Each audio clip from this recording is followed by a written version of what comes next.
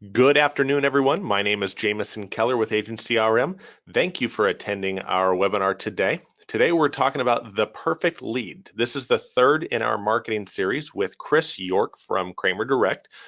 Chris and Agency RM have been partners for quite some time.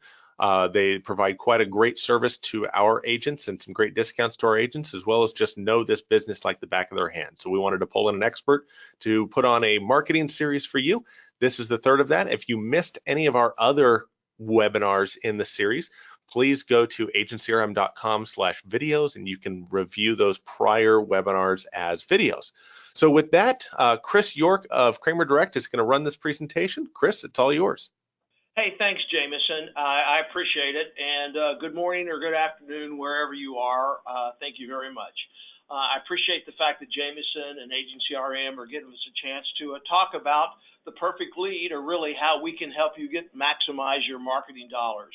My purpose today is really not to make this a commercial for the company I work with. Of course, having said that, I do want to tell you just briefly who we are. I am Chris York with Kramer Direct. Some of you may be doing business with us already. If you are, thank you. Some of you may not, but just briefly, we've been in business for almost 35 years now. And you guys know, if you're in the lead generation business, particularly primarily direct mail, if you've been around that long, you're doing something right. We service thousands of agents every day with direct mail, mailing solutions, seminar, all-inclusive pricing, and all we do is try to give good leads at a good price to help you get in front of the right amount of people. So having said that, we're going to move on. The good thing about today also, the fact that you guys are now on the phone and still out through the length of it, we are going to, thanks to our friends at Agency RM, going to provide a 1,000-piece mailer to somebody who's on today's webinar or the other webinar we have on Thursday.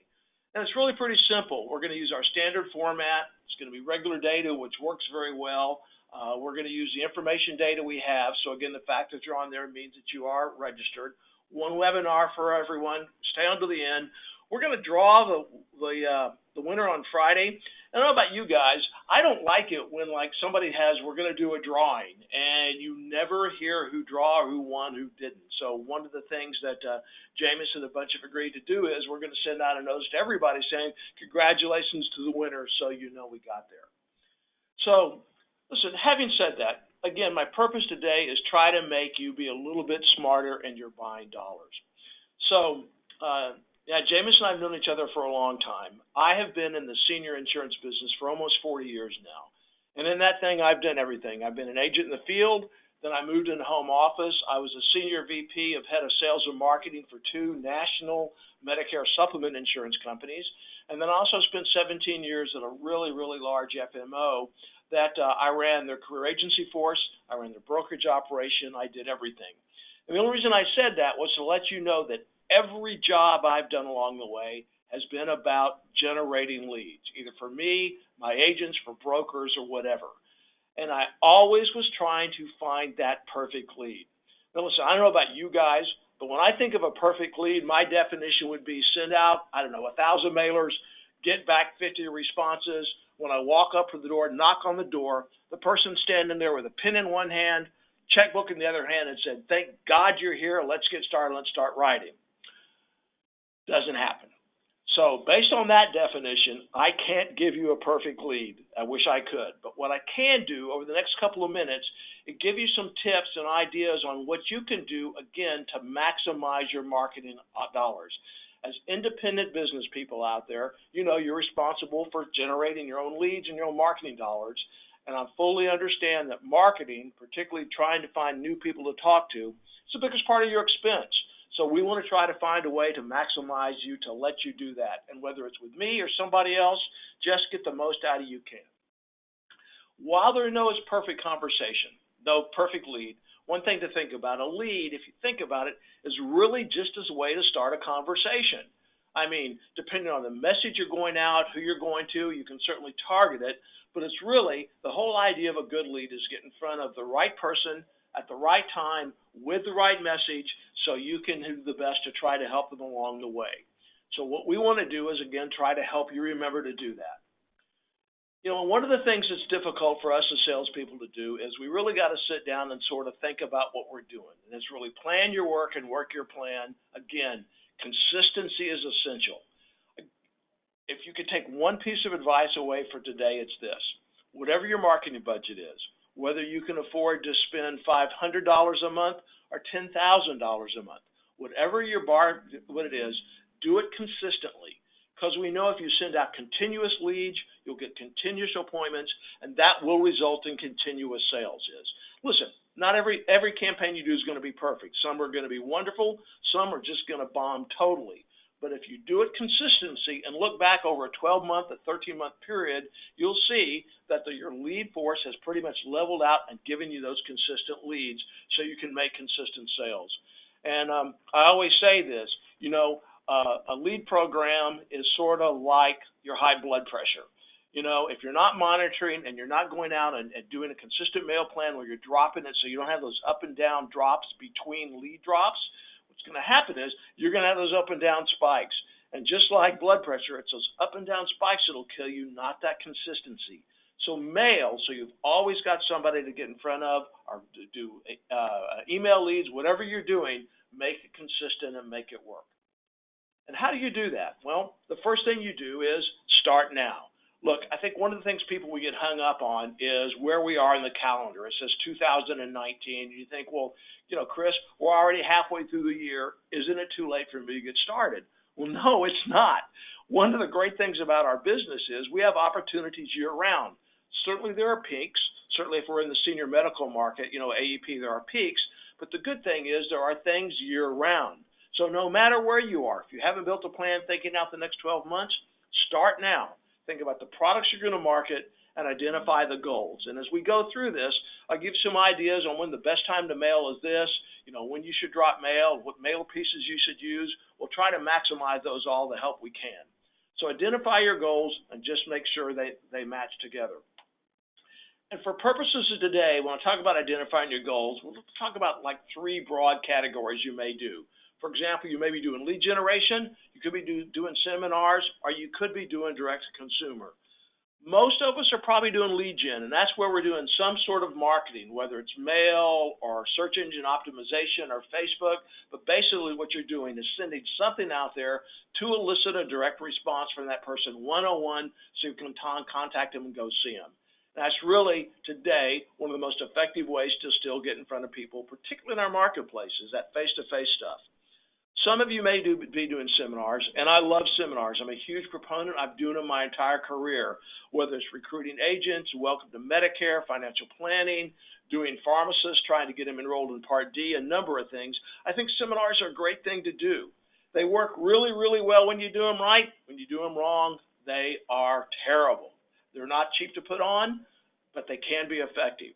If you've never done them, don't start on your own. Partner up with somebody. Get some tips from somebody like Agency RM or somebody you know already. Work with them to help you develop those seminars because they can work really well. The other thing that's happened a lot is direct-to-consumer. And this would really be where you're going out and having the people call you in directly. So you generate an ad out there of some sort and they call your phone. Today, and it's possible with most of the carriers you are, to take applications over the phone. And the good thing about this, particularly if you're doing certain target marketing, like so for example with direct mail is you can actually target to a specific area that you want to. So if you're sitting in Dallas, Texas, for example, and you have a Medicare Supplement or even you're licensed to do a Medicare Advantage and you realize that there may be a competitive area with a Medicare Supplement product, say in Amarillo, what you can do today is you can direct mail or target market into Amarillo, have those people call you and market them over the phone. So there are a number of ways that you can do it. But as you think about your plan, think about putting all of those together. So throughout the year, you're doing a consistent message, consistent themes, try to go after the right people. Then once you do that and you figure out who you want to go after and what your market is, the first thing you have to do is you have to start with data. Because the one thing I can tell you that if you use the wrong data, you're going to miss your target. And just like that guy who's upside down, you'll be upside down on your budget as well. So look, it wasn't that long ago that when you take a look at the senior market is you saw a fairly homogeneous marketplace. They were all pretty much the same similarities and what have you. And this is going back, I don't know, maybe 8-10 years ago. What's changed now, particularly as the baby boomers who are moving into our population, is they're more sophisticated. They have different lifestyles, so they're not all quite the same. So you want to make sure that whatever campaign you're doing is, make sure the person who's helping you put that campaign to understand what you're going after. Because I think we'll all agree that the Medicare Supplement buyer, for example, is different than the Medicare Advantage buyer, and the Medicare Advantage buyer is different than the final expense buyer. So you can't just send out something to a senior hoping they're going to respond. Target to go to the product that you're after and you're trying to achieve. So it gets down to using the right data. And again, each one of those three you see there, Medicare Supplement, Medicare Advantage, they're just a little bit different. I think you'll tweak it, as you can see. So for example, a Medicare Supplement buyer. Look, again, we talk about the perfect lead. I wish I had the perfect list that could say, this person owns a Medicare Supplement policy, this person opens a Medicare Advantage policy. Those lists do not exist. But through experience with a vendor or somebody else who knows what they're doing, they can help you tweak your data just a bit to try to help you target the market you're going to. For example, Medicare Supplement. The good thing about Medicare Supplement, you can age in throughout the year. Again, with the lock-in period, people who can't change on Medicare Advantage, you want to make sure that you're not wasting marketing dollars, marketing, and your plan is to sell a Medicare Supplement, and the people are locked in. So you want to try to target a little bit toward that market. So for example, if you want to do an aging in campaign, generally for Medicare Supplement, because with most policies you can ride up to 6 months out, your aging in campaign ought to target like that 64 and 6 months to age 64 and 11 months. And those when people are in their IEP period, some now extend beyond that because they're waiting to opt into Medicare or to Social Security. But it's generally a good idea to do that, to mail in that campaign. And the question is, do I mail everybody? Do I mail certain months? What have you? We'll talk about that in a second, which is the best way to do it. If you're an AEP, I think AEP is a great time to market Medicare Supplement policies, to go after it, because again, they're in their open enrollment period. They have a chance to make a switch from Medicare Advantage to another product. Again, I would do 64 and 9 months when you're doing that, and then I would go up to age 72 on Medicare Supplement. Some of you may have plans where it's competitive at the older ages. But remember, as you get older, particularly with underwriting and the cost of premiums, you may want to market in your sweet spot. The other thing about Medicare Supplement policies, we all know that because everybody sells the same plans, the really differentiator in a Medicare Supplement plan is the price. And that's the first thing people look at. So there's always going to be a variance. You don't always have to be the top in the marketplace, certainly when you're marketing Medicare Supplement, but you want to make sure you're in that top 1, 2, or 3. So if you have a smart shopper who's buying, they're doing some comparisons. Again, why would you send a Medicare Supplement into a market where you don't have a competitive Medicare Supplement product? It makes no sense. Because Medicare Supplements all require a premium payment, you want to make sure there's enough disposable income that the person can afford the Medicare Supplement, and also they're going to have to buy a Part D plan on top of that. So you want to make sure there's enough disposable income when you're buying it. My general rule of thumb on Medicare Supplement is start about $30,000 and up. That may vary where you live. If you're living in San Francisco, that may be $50,000 up because that's where the market is. If you're living someplace in rural Louisiana, for example, that income may be lower. But you know that market. You'll know what it is. Also, the vendor that you're dealing with whenever you're marketing your campaign ought to be able to tell you, listen, we've done this in your area. This is what we have found that's worked. And you need to ask those questions. Remember, it's your money you're spending. Ask the person who is doing the lead generation for you specific questions. What do you recommend? How can you help? But I would put a minimum income up there. Medicare Supplements, I wouldn't put a maximum on it because, again, they'll have the affordability to be able to do that as well. And remember, that is income, not assets. So you could be in a neighborhood where the average, their average household may be $300,000 to $400,000, and while they have a lot of assets, you're really targeting their income is what you're looking at. We always recommend mailing one per household because if you have two people in the same household, usually it's a husband and wife, or partners certainly, there's no reason to mail both of them because they're both going to get the same piece. So why not just mail to one when you have two people qualified? What that does is it extends your marketing dollars and allows you to hit more households as well. We recommend default to female first because females generally make the healthcare buying decisions in the market and when it comes to that.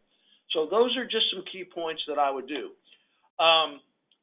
One of the things that's interesting is we all know that to qualify for Social Security is changing depending on where you are. It used to be full benefits at 65. Now there's a group at 66. There's a group at 67. So some people are delaying getting into Social Security. They're also delaying getting into Medicare until they're ready to do that. You know, with the economy going as well as it is, a lot of people feel like that they don't need to take Social Security, don't need to sign up for Medicare right now. They can defer it. So you want to take a look at that. With so many people holding off now, there are some model of data out there that's called late to Medicare that when you think about an aging in campaign, you want to expand that to past age 65 or past that. Listen, everybody today is targeting that 64 and a half to 65. Reasons for that: number one, it's a great market and you get a good response. But we know there's a certain population out there that is 66 to 67, sometimes 68 or 9, that haven't opted into Medicare yet. So there are models out there that make it available. My recommendation would try to do that. Whether you're doing a Medicare Advantage or a Medicare Supplement, make sure your income matches the product you're selling. And we do the other stuff as well. Look, anytime you use model data, I would always say, or anytime you're trying to do anything new, whether it's new data, whether it's a new creative piece, whatever it is, I would never go all in on one mailing. So, for example, this late to Medicare is a fairly new model. And while we had some early successes, we just don't have total history that we have on the regular Medicare model.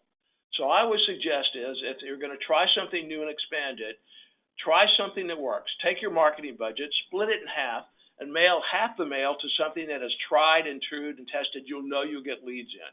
And then when you're trying a new one like a late to Medicare, take half your budget for that. So for whatever reason, if the new piece you're doing bonds, at least you know you're going to get some leads from the campaign that you've worked in the past that has worked very well.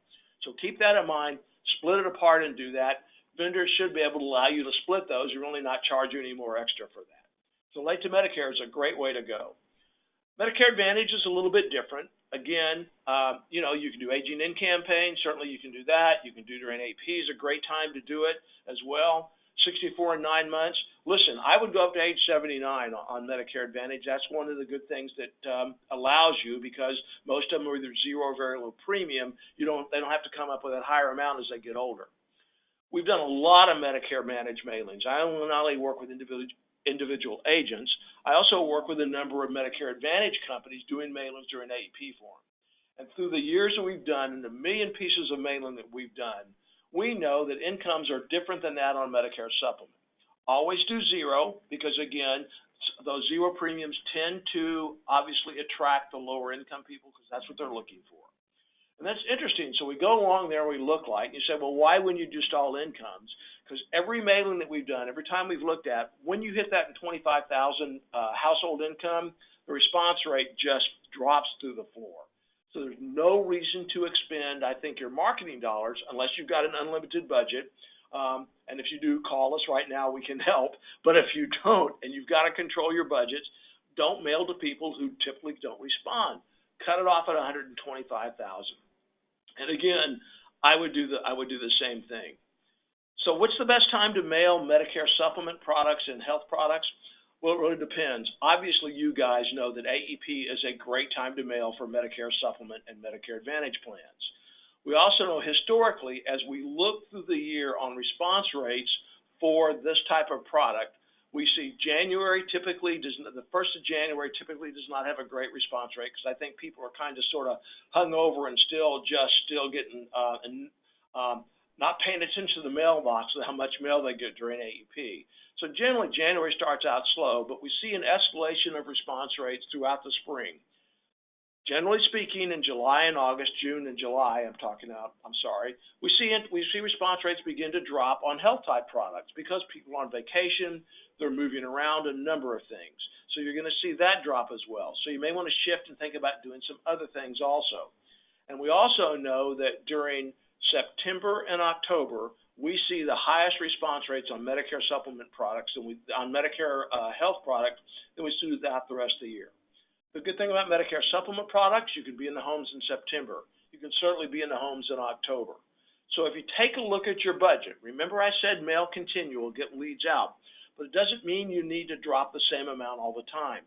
We have a number of clients who mail consistently throughout the year, and then when they come in September and October, they're doing anywhere from 20 to 25% of their marketing budgets during that time, again, for Medicare Supplement products, because all of the business is written that time of year.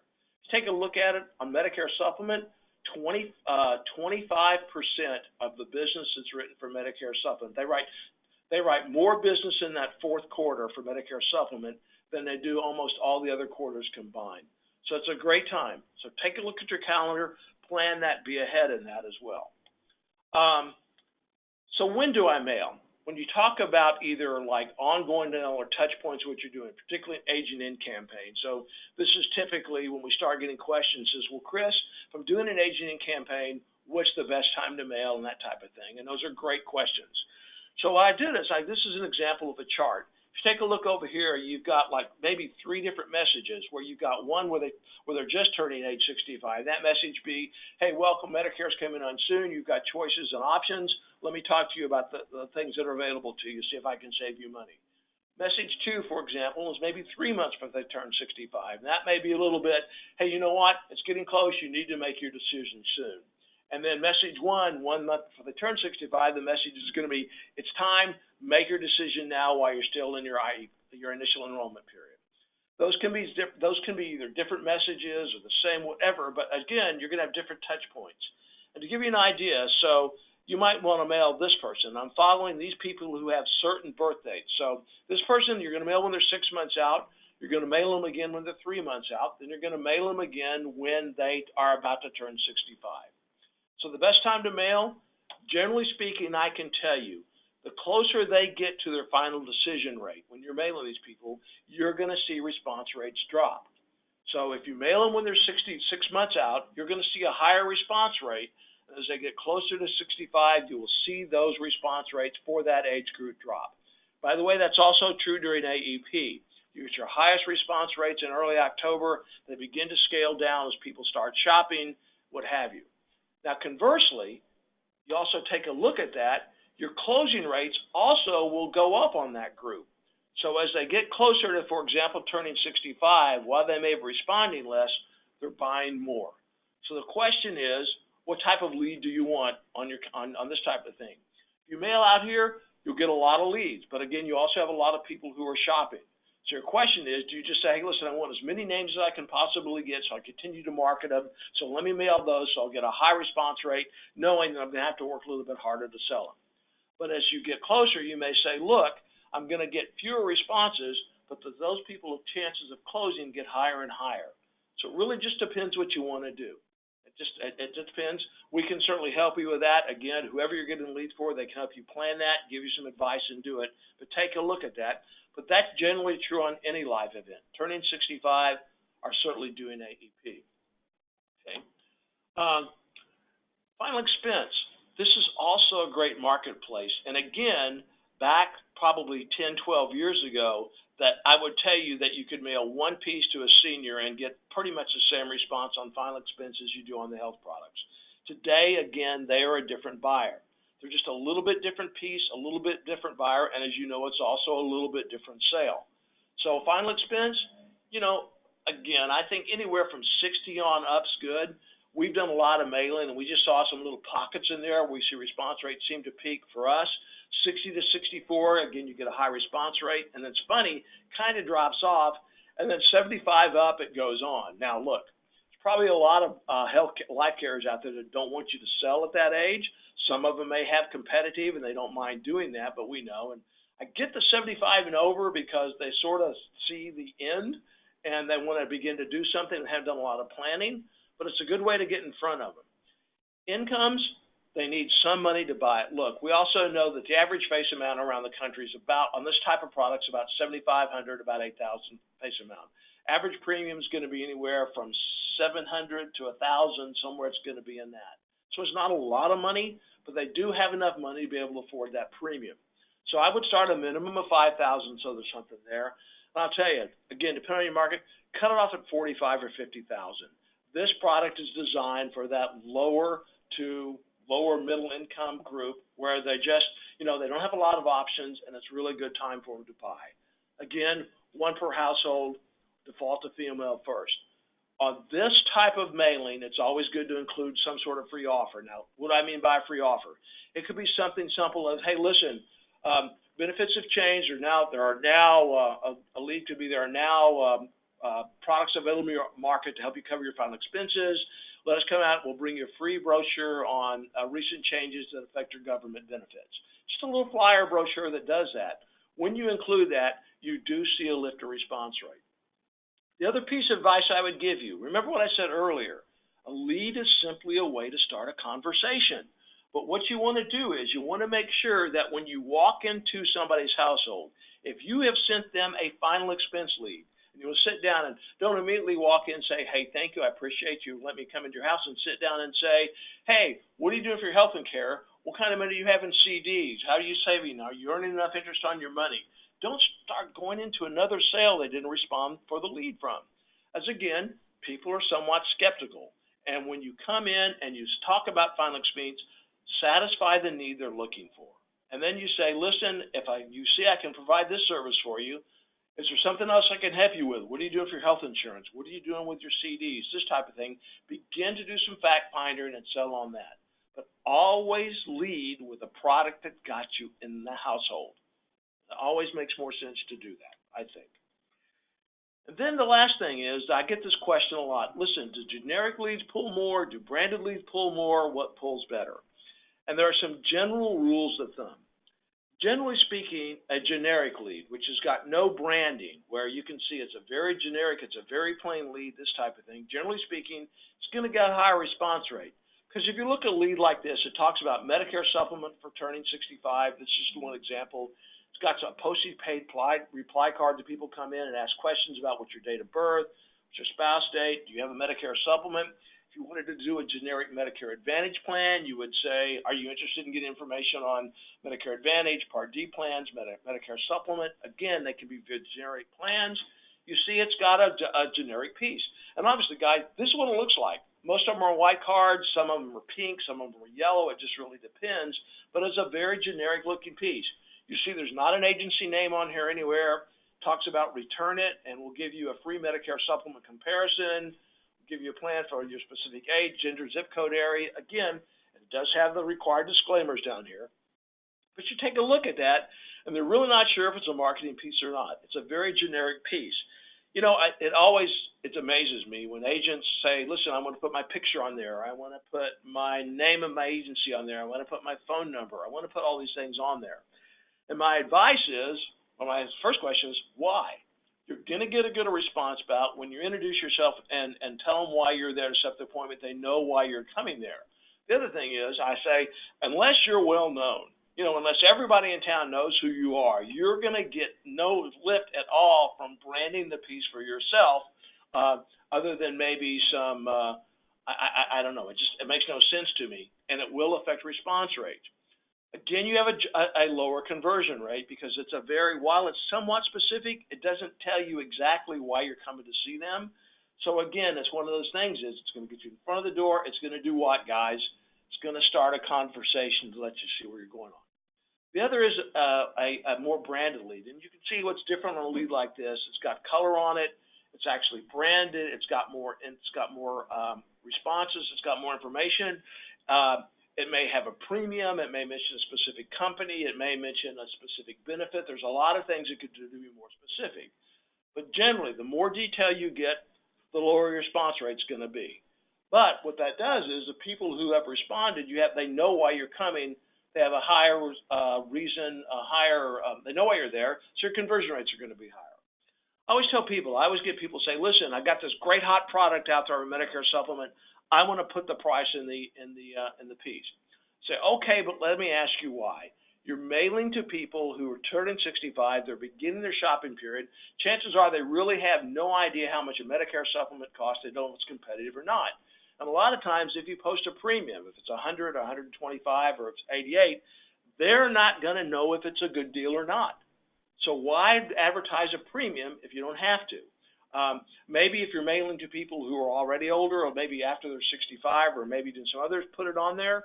But there's no reason, in my opinion, to publish a premium on a piece like this, because it will affect your response rate.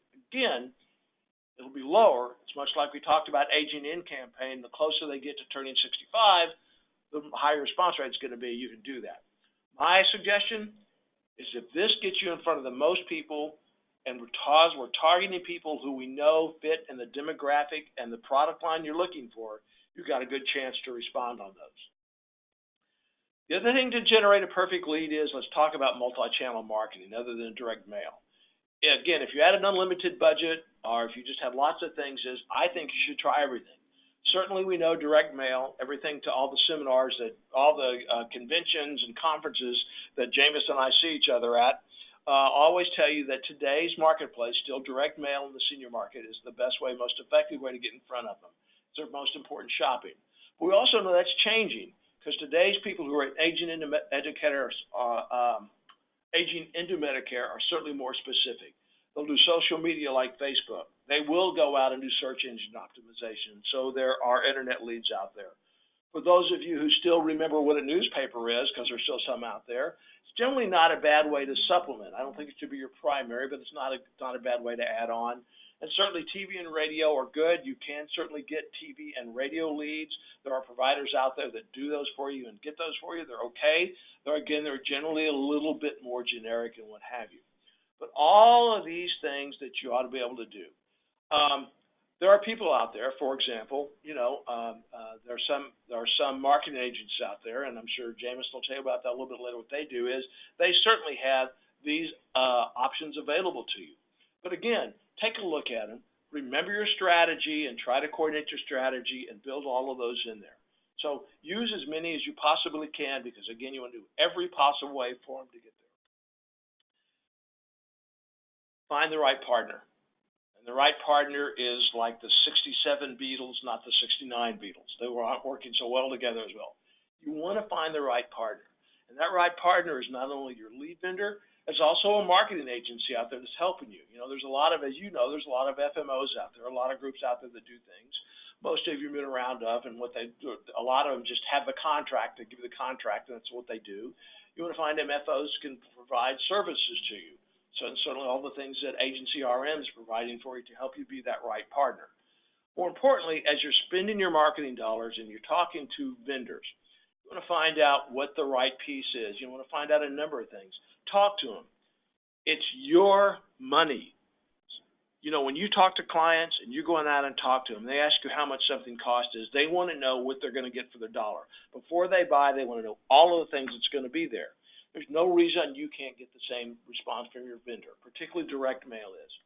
Ask them what their historical response rate is, and don't fall into this trap. Well, our national average is 3.5%. Well, that's really great, because if you live in upper New York State, you're going to get probably a 4% rate.